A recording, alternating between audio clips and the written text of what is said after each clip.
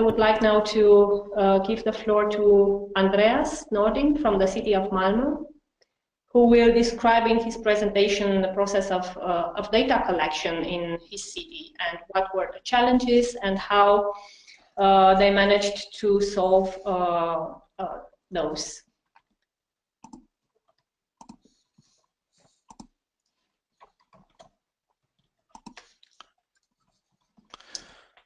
Okay, hello. Let's see. Yeah. So I'm not sure we actually solved all our challenges, but we we found a way to attack them at least. So I'm as I was introduced, I'm a traffic strategist, and I work mainly with the SUMP in Malmö, and this. How we use the data for measuring is really important for following up on our SUMP. Basically, we collect the data and we try to apply it, and then we evaluate, and then we collect data again. But first, I'm just going to tell you a little bit about Malmö, so you know where I come from. So this is the red dot is Malmö. I hope you all see my screen. And I'm getting a little red flag here from some bad audio. So I think if you don't hear what I'm saying, someone should make me aware of it. Okay, I just go on. I pretend that. Okay. I ignored the red flag then.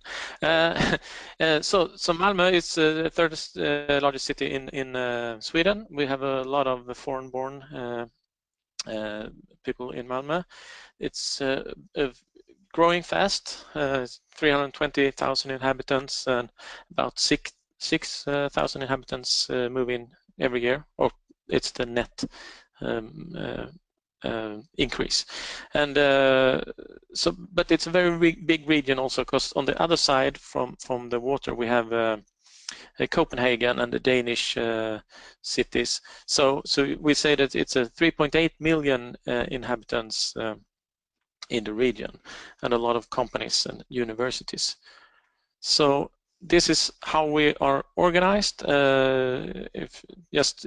I work in the Sustainable Urban Mobility Plan, as you can see in the center of this graphic, and the comprehensive plan is where the politicians decide for the future of what direction to go, and the SUMP, we take care of the things you can see below, the traffic environment and the traffic safety, and of course the noise pollution and air pollution, and all the different kinds of modes of transportation. So how do we monitor traffic in Malmö? So we do it, we could say basically it's three-way. We count the traffic, we do the travel service, and we do the modeling. I'll go into each one of these. If we start with the counting of the traffic, so it's we do the manual and the mechanical collection of data, and we have a budget of about 170,000 euro every year for this, and it's made twice every year. So we do the spring collection and the autumn collection, and this is we have in Malmö we have 10 of these cross sections where we measure. So every car going across one of the tiny black dots on one of these cross sections will be added to that cross sections total.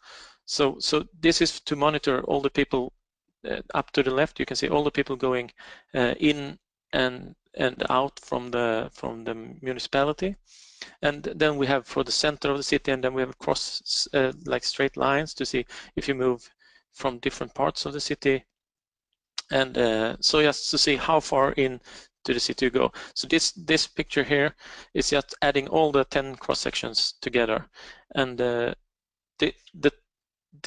these 10 cross sections, they measure the car and the motor traffic, and then 3 of them measure bikes, and on just 1 of them so far we measure pedestrian traffic. And this we do to, and we also take the speed of the vehicles passing. So we get a good measure of the displacement on traffic when we're doing something, and we get how are people acting according to speed limits, and if what happens in a road work or construction works, and how does the traffic, the amount of traffic affect the noise and air pollution. And we started with the motor vehicles in 1975, and we've been counting bikes since 2003 and pedestrians since 2010. And then I should add that public transport it's included also in this, but we get a much better picture of number of people using the public transport from the public transport provider. They have the travel statistics from the tickets and sales and so forth. And the manual collection of data, it's really hard work. We use mostly senior citizens, because they are very keen to do something, and they are very reliable workforce and cheap. And so this gentleman over here is just using like the device you see to the right in the picture. So, and they have 1 section each. So there's this, of course, we don't do under the entire season of collection. This we do selected days. So but we have a lot of people active those days. It gives a really good sample to test with the other modes of collecting data. So we have the mechanical modes. Then we have the built-in tubes. I don't have a picture of the built-in because they're under the asphalt, but they are once in place, they're really cheap because they're just lying there. And then we have the rubber tubes. You can see the man on the right is putting up a rubber tube for where we don't have the built-in tubes. So this measures both the amount of traffic and the speed of the traffic, and it also it's not a good picture from the part of heavy traffic. So we have to apply we have to make an assumption on the heavy traffic. But then we also using radar. It's fairly easy to use, and you can also combine that with a warning sign if that says you're going too fast, and then we have the video analysis. It's a better way to, especially when you work with bicycles and pedestrians, because they don't move in one lane, because they can move. So it's basically a video camera recording people walking or biking like this, and then it films, and then is the smart software from the computers. They can just calculate. They recognize all these people, and then so they can give us very precise data. And here we're not allowed to save the actual movies from this, but because of the confidentiality, so we can just save the data that one person moved from here to here, but not who it was, or this pictures is just one example picture. We can't actually look at the tapes like this. It can only be processed in the computer. So, excuse me. Sorry, I'm a little cold. Well, anyway, this is the traffic development for Malmö.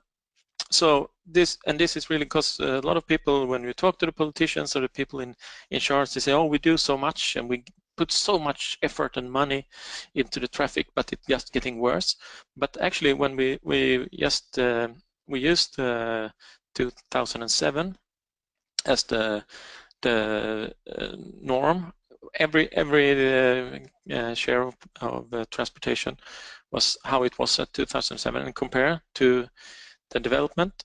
And you can see that the population, the dotted line, it's increasing steadily, but but the car traffic has actually decreased while the bicycle, train, and bus modes have really increased.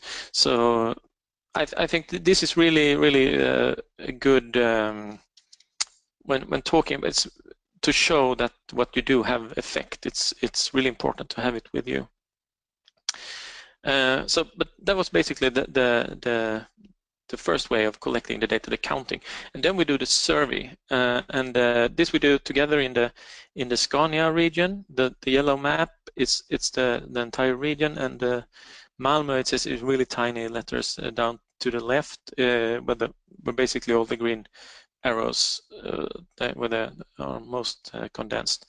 So we do it together with all these municipalities, and we ask people to do a travel diary, and we try to plan together. And actually, we want to do this more with the Danish side. So we have the amount of people going across the bridge to Denmark. That's to the white country to the left in the picture, and but we want to develop this. So this survey is made every 5 years. So the last survey was 2013, and next survey is next year actually. So it's really good. We're looking forward to that. And so we do the survey, we do the background questions and modes of transportation, and we ask people to do a diary, and then you can do it either by filling in manually or on the web-based survey, and then you get a reminder, and the 2 reminders actually. And the selection, you can see 15 to 84 years old, 70,000 people in Scania, and 12,000 in Malmö. So the number of answers was 25,700, and once again, I'm sorry, but and then we did an extra survey extra selection in Malmö, just to get a really strong picture about the people in Malmö, how they travel. We paid for it, so the entire survey we paid for together in the region, but then the extra selection we paid for as a city. It was really useful. So it resulted in 2 databases,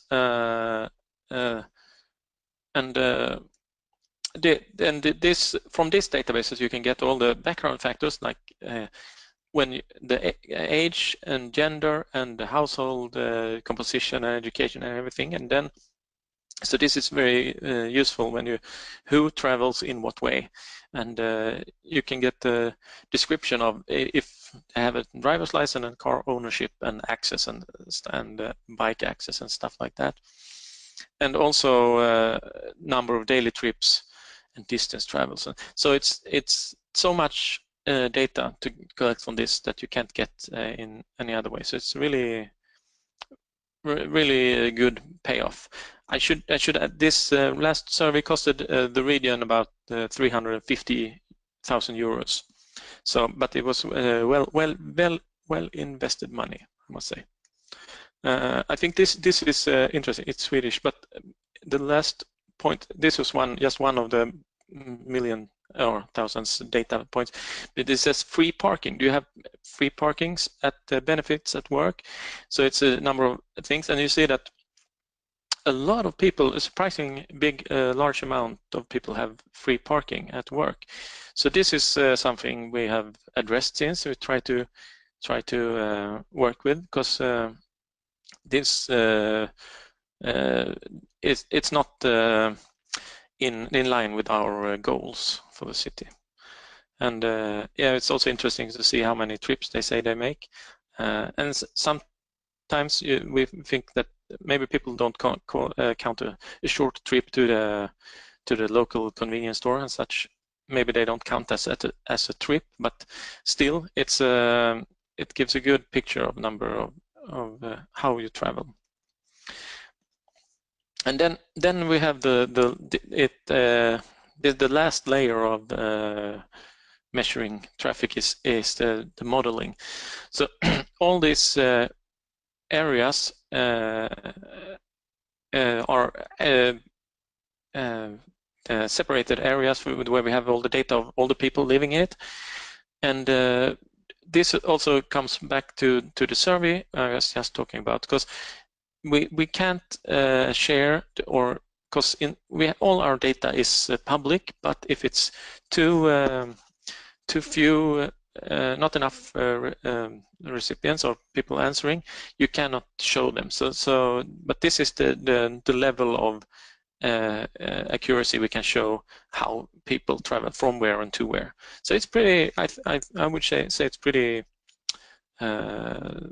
It's a pretty narrow area. We know where they travel, but of course, if you move from the central city to the outskirts, then it will be less accurate because there's fewer people living in those areas. So we need bigger target to not pinpoint individuals. And the modeling actually takes the trips made from the survey, and then it takes the counting we did from the houses, and then we add it together in a traffic model, and that it generates a computer model that generates the data. And then you can see we can compare the travel survey to the model, and then we attune the model. So we get every year we get to the spring and the autumn collection that we can attune our computer model with, and then every 5 years we get another if people general behavior has changed, because of whatever technology or many factors. So and then we also do, I think it's really important, also we need to go out and talk to the citizens, of course. How would you like for the traffic to develop? So this was just from a study we did in the central city, and we see that 18% of the people in the central city, they wanted better accessibility and space for cars. But the rest in this study wanted to tune down and calm the traffic. So why is this counting and measuring and the computer models so important to us? Because this is our main objective. This is what the comprehensive plan say. We aim to be an attractive and sustainable city, and we need an economical part to work, but we really also need a social and environmentally sustainability to all interact, because they cannot stand one on itself. And it's usually like the economical aspects are easy to track because you can see, and people and companies, they make money and lose money, but the environmental sustainability is harder, and the social sustainability is actually something we just the last couple of years started working a lot with. And it's also really important for us with our SUMP taken approved by our politicians.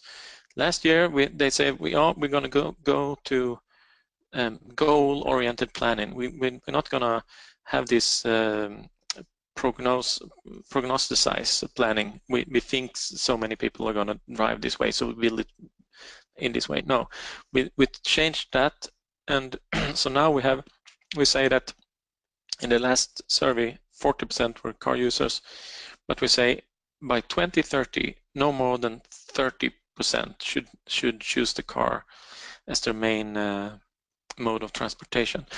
And the height of the pillars are actually showing the number of trips, because it's the number of inhabitants times the vehicle choice. So you can see that the share for cars are actually just as high. It's just as many car trips 2013 as it is in 2030. But we have all these new inhabitants, and so that we have to make people to change mode of transportation to public transportation, biking, or become pedestrians. And to make it to make this really workable, because I can work with this in a strategic level, but how can you work with this in a detailed level? So we get the traffic flow in the entire city and how it's really complicated big picture, and everybody is not as interested, and everybody is not a traffic planner or a city planner. So, but we need to make it available for the builders and for the architects and so on. So that's why we did we divided the city up to these colorful 15 pieces, and then we set the targets for every part of the city. So I'm just going to show you. It's a lot of numbers, and you don't have to look at the details. But the point from this this form is that every part of the city it has a target share. So we have the old share in and the target. And so you use it if you have a plan in area 8 or something. You just go into and you see that, okay, so I understand we must reduce car traffic here, and we're aiming to increase public transport. How is this going to be made? If we make a major plan, maybe you can act on this. If you have a smaller plan, then you should just adapt to this. Really easy and really effective, and the land use department, they love it as well, because this is what it comes down to, what we're going to use the land for. And so we have so much we want to squeeze into to this. So we need to know how much traffic are we going to handle, in what's the goal, and what's it like today. Yeah. So and because it's not just traffic we want better water management and bicycles and green trees and lighting and restaurants and so on. And I think this I usually just include this in whatever presentation I have because I love it. But it's you can just show that it goes to show that the car, if you look beneath the green line, you can see the area used for a person going with that mode of transportation. So a car user basically uses 22.1 square meters of the city. So if you get and it's better, so walking would be the most. If everybody walked, we could have lots of space for but it's not always practical. And this is not including any health aspects or something, so it's just the land usage. But if we could, in theory, if we could go get one of these car users to go by bus, we could save 20 square meters of the city and do something more funnier, more exciting, attractive with. And yeah, so this is just is to show what, after doing all the counting and we need to put it into, so how does this end up? What's our priority? So we see that, yeah, the local aspect, on top, or the frame around it, that's, we need the citizens. The city is for the people living in it. And Maya said it before, we're planning for people.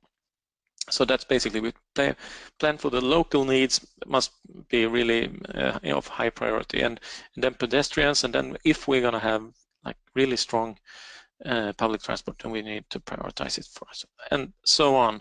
So and we have the same picture as I showed before, the goal-oriented picture for the commuters. How many people commuting in? How should they commute? The people going into Malmö. We need to monitor how they go and why they choose what they choose.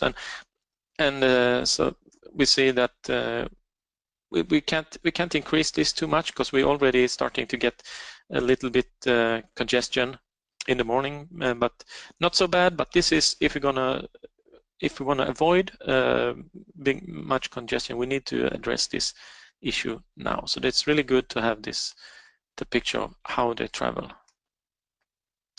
And then we also use this data on people. How can you travel, and how long does it take, and so on, to measure accessibility.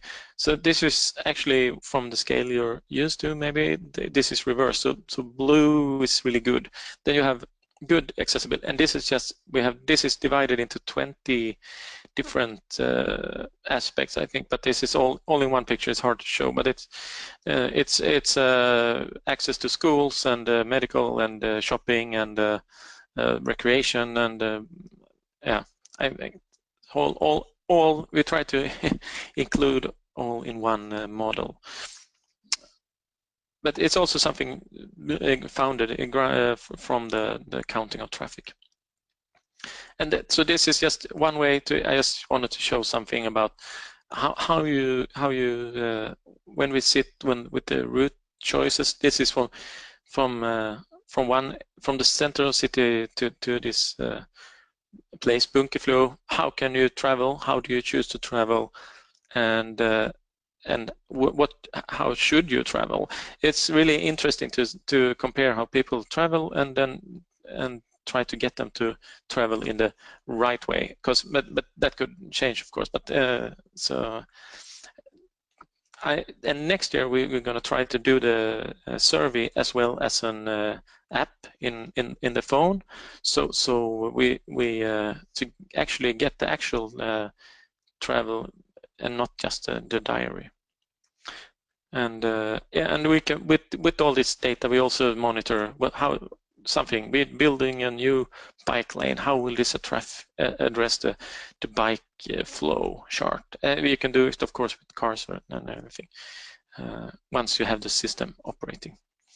And I think this is one of the very important aspects of the counting the traffic, because we have a big problem with nitrogen dioxide, and as you can see in the center we have a couple of pink streets, and pink is really bad.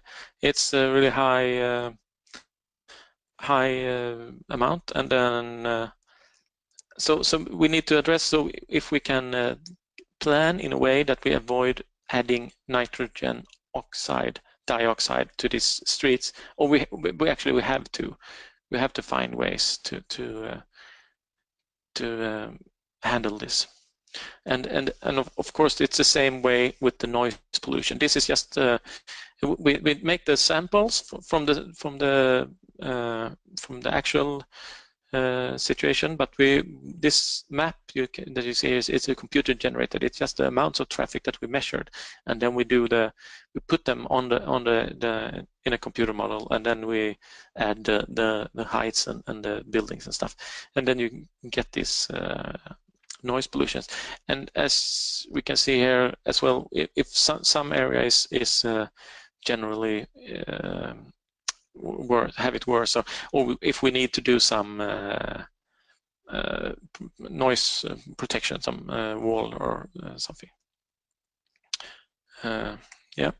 So just so we do the surveys and we do this, and we add up. When we already did the easy fixes from 2003. We had a car share of 52%, and we did the easy fixes. We made it a little bit better with public transport and bike riding, and we got a lot of people to leave their cars. But we still have a long way to the 30% that we are aiming for.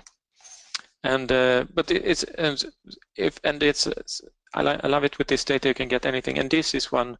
The women, they almost travel in the way we want them already, but the men are very far from where we need to go.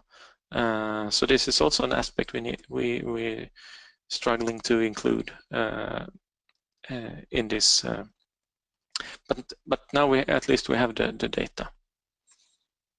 So yeah, I was just going to say there's a lot of opportunities and point out that it's just not the travel from point A to point B that's important with this counting and study. It's really important the social. I like to stress that the social aspect. If we make it the city accessible for everybody, more accessible for those that need it the most, it benefits everybody. Thank you very much for listening.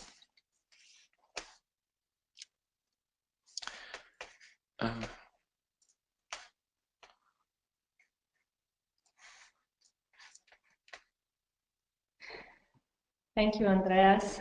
This was a very, very inspiring presentation. And I hope your cold will get better.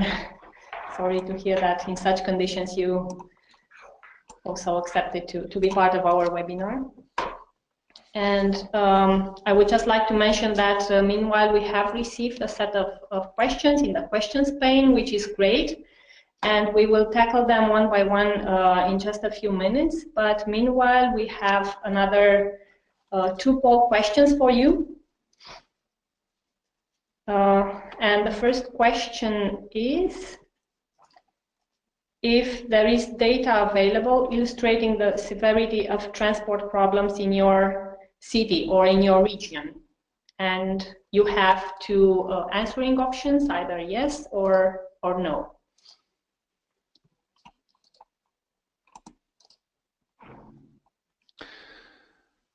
Yes, this is Lasse again.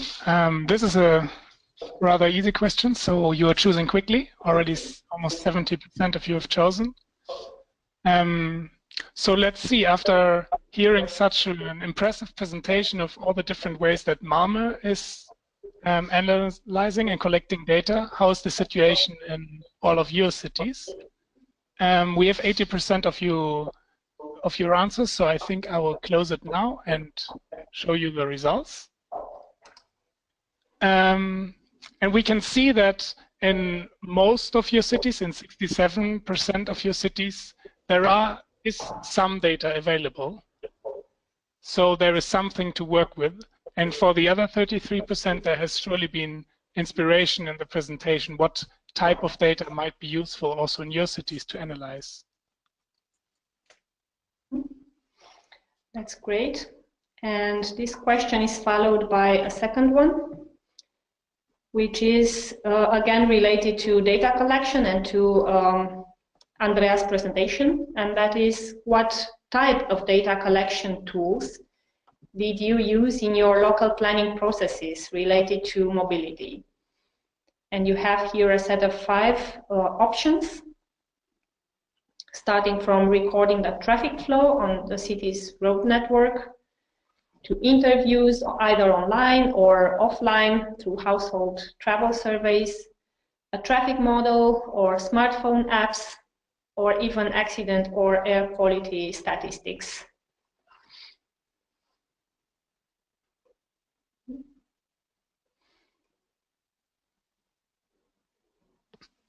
Yes, the answers are coming in. Half of you have chosen. Now it's up to almost 70%.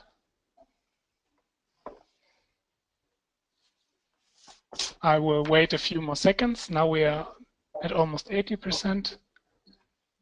And now I think almost everyone has answered, so I will close it now and show you the results.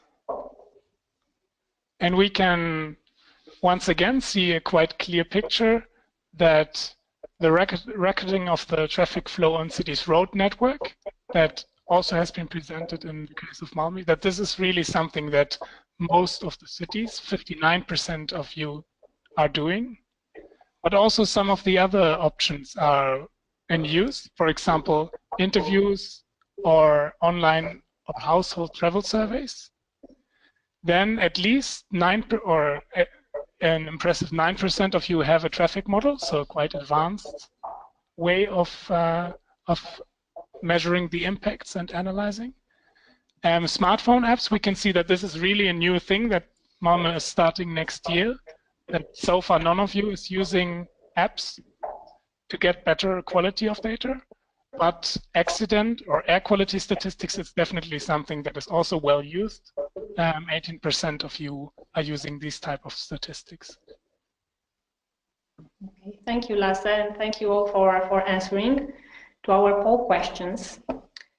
And the following part of our webinar now is giving you participants again the opportunity to interact among yourselves and with the presenters, to ask questions either orally or in written related to the presentations of Maya and of presentation by Andreas.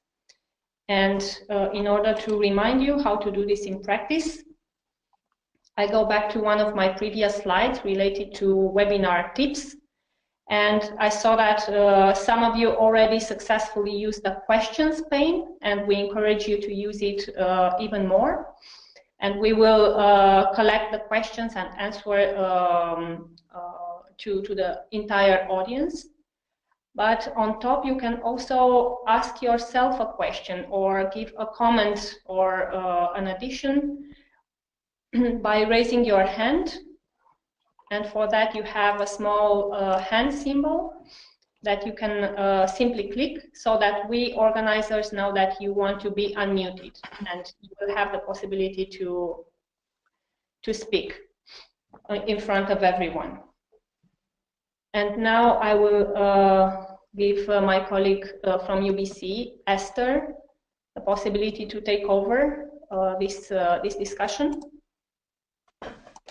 Mm-hmm. Okay, hello everybody, also from my side.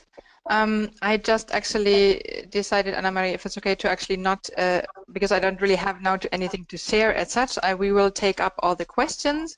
And as it's now fresh after the presentation, I would like to ask Andreas to join still with your video so that we can start tackling the questions that were coming in straight for your presentation. So thank you all for posing the questions. We'll go.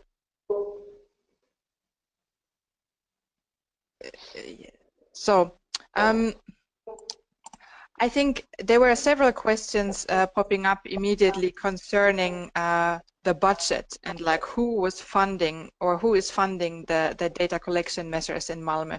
So it seems that this is quite an important issue for many cities, how to make sure that you have the right amount of budget, how you have it pre-planned, and where to find the money, so to say. So so from Athens, there was the first question: what is the approximate budget for these mechanical and manual measurements that you use in Malmö?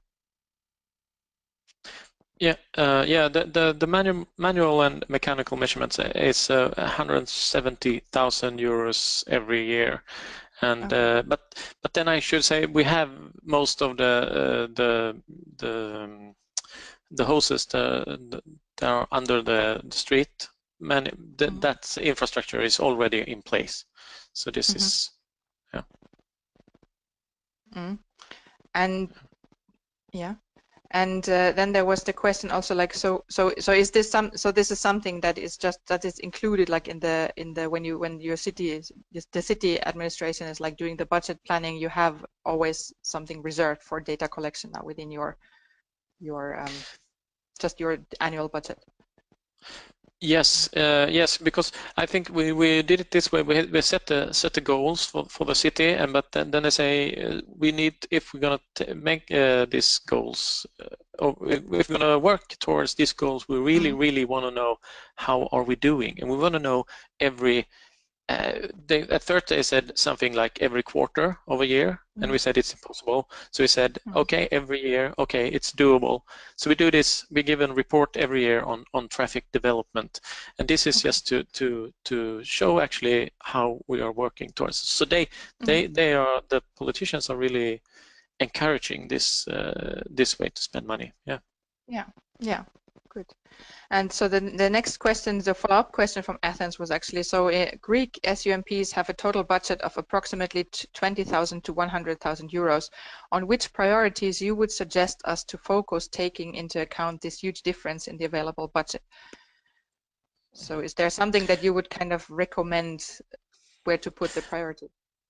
But I think you need the goals. You need to know where you're working towards before you. Of course it's good to measure the traffic to know where you're coming from, but you need to know where you want to go. Otherwise, it's pointless if you don't know what you want to achieve to count all the traffic. Yeah.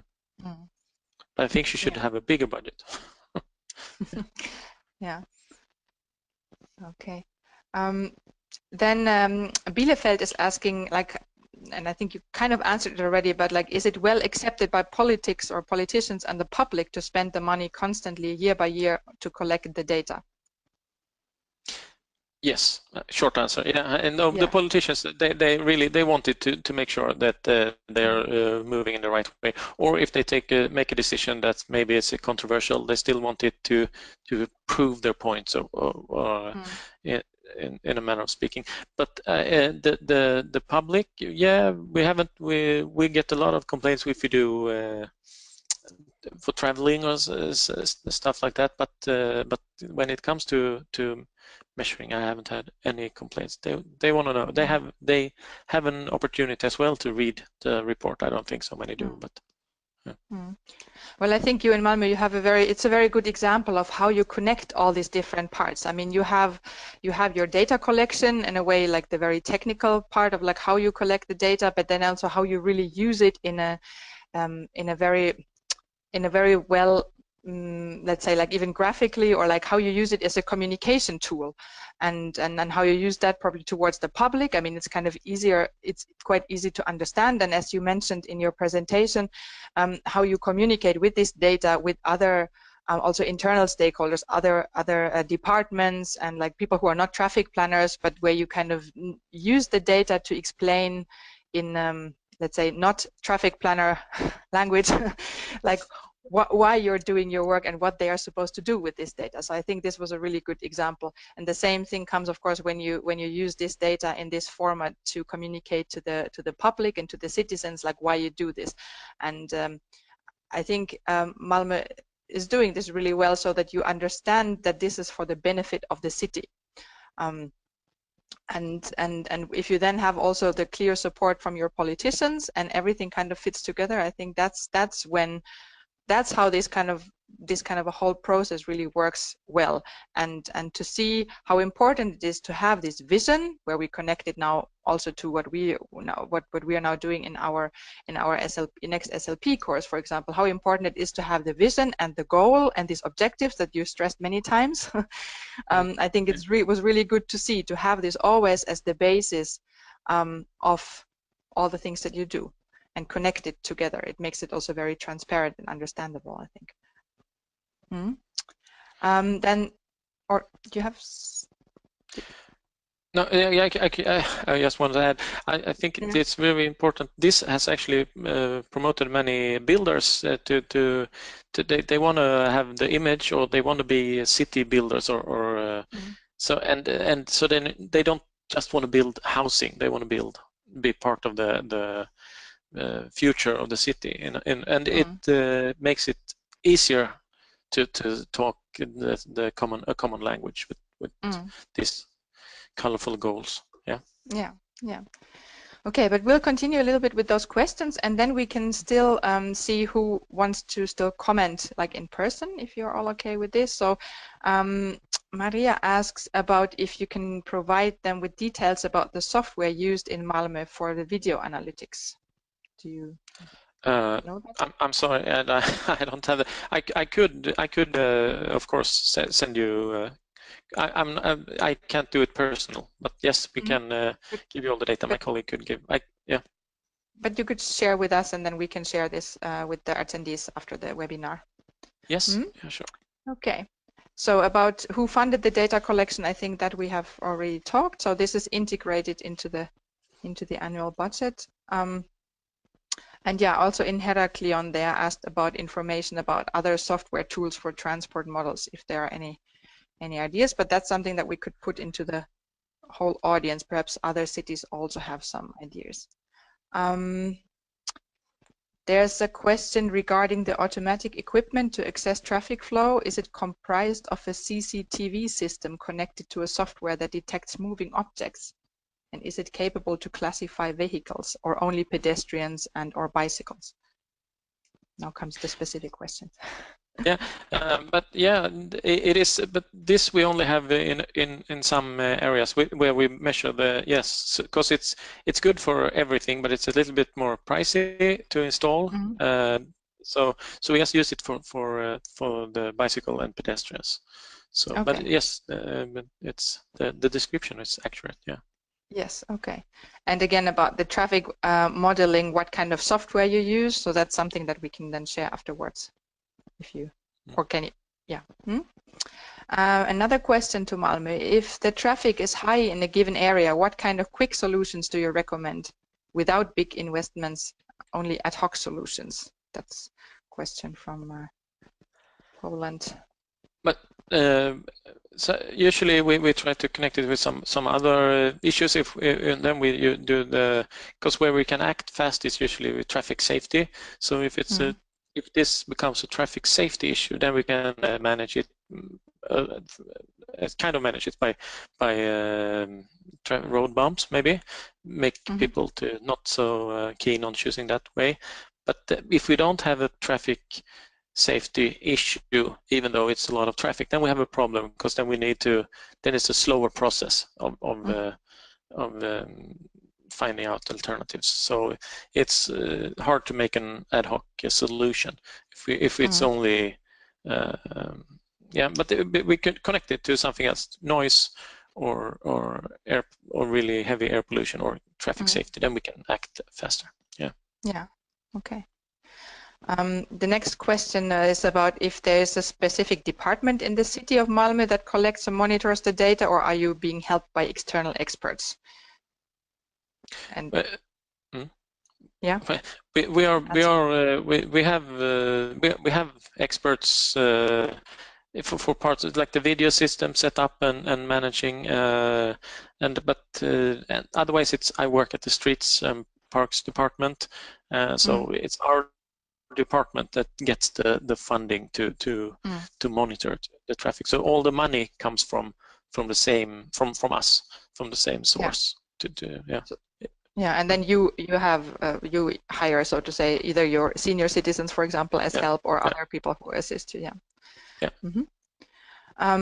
How is your relationship with the suburban cities in matter of data collection and sharing? I think that's a very interesting thing, because you mentioned several times now also that you're cooperating also with the whole region.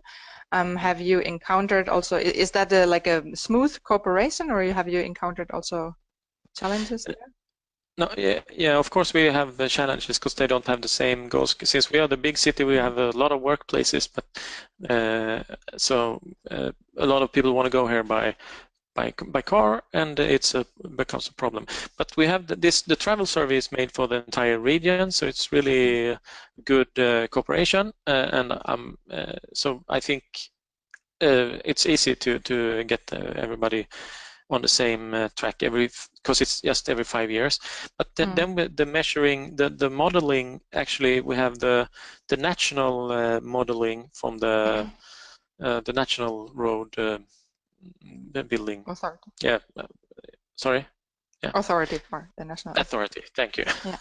They have a different view, because they are not moving so much toward this goal-oriented planning. They have more of a prognosticized planning. So they say, it's going to increase, the inhabitants of Sweden, they increase by I don't know, 2% every year or something, and then they say all traffic is going to increase by 2%, and so that we have a big clash actually when we compare the national level to our local. But to the nearest municipalities, I would say we have a really good cooperation.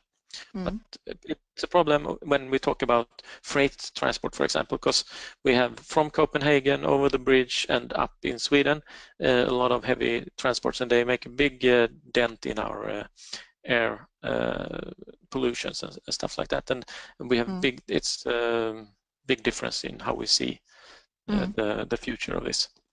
Yeah. Concerning this kind of a regional cooperation, can you have a few words about like how this is organized in practice? Like, do you have like a coordination group, or you have like regular meetings, or how is that organized?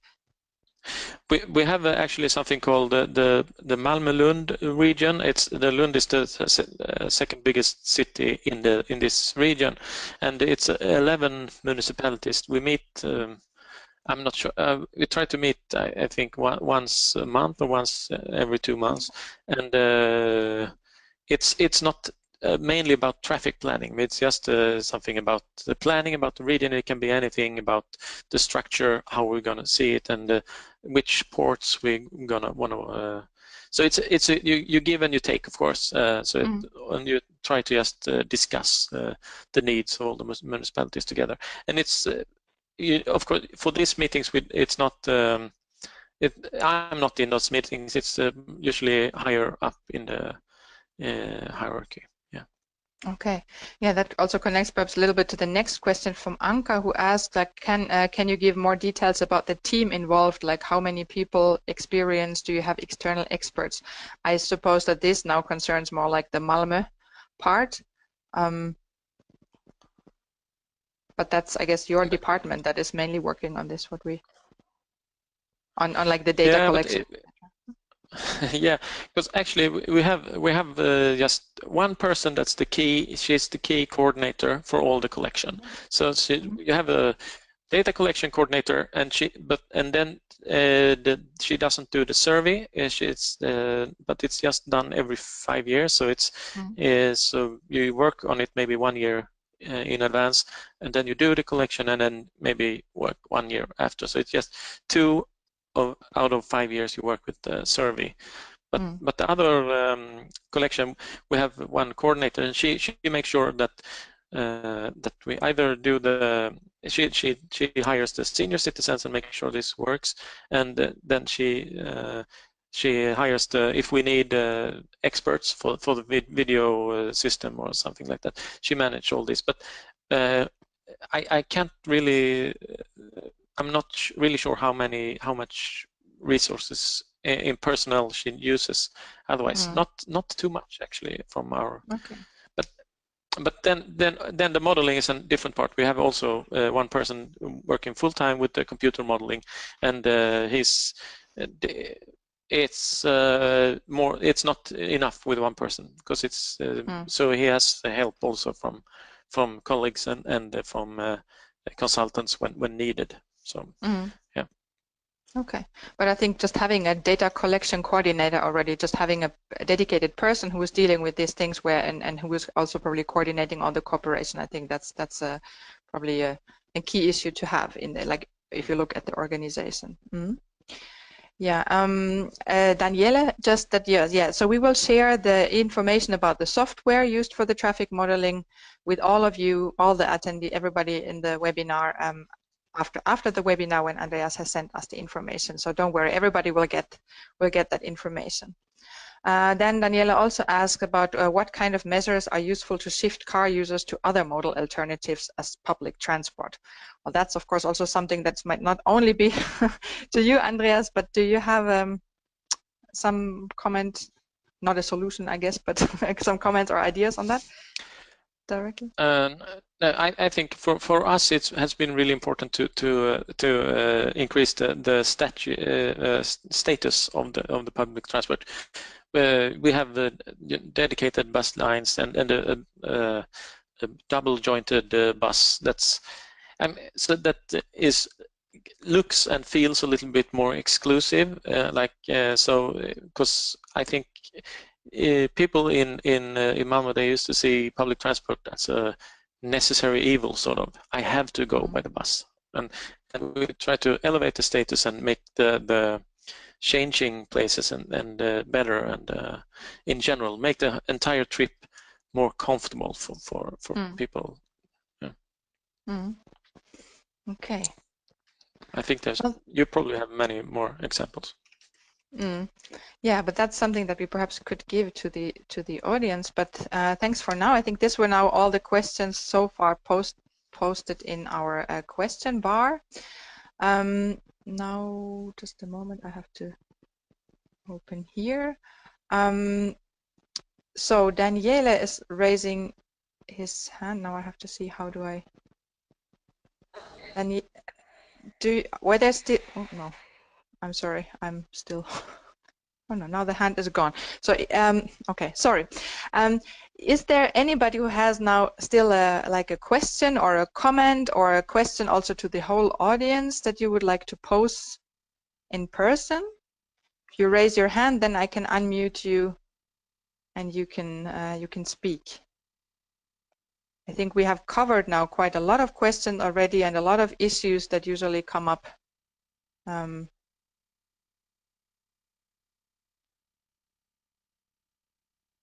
Okay, so there's nothing coming up right now. Looking a little bit at the time, I think we need to reserve a couple of minutes still for some general issues and announcement for the end.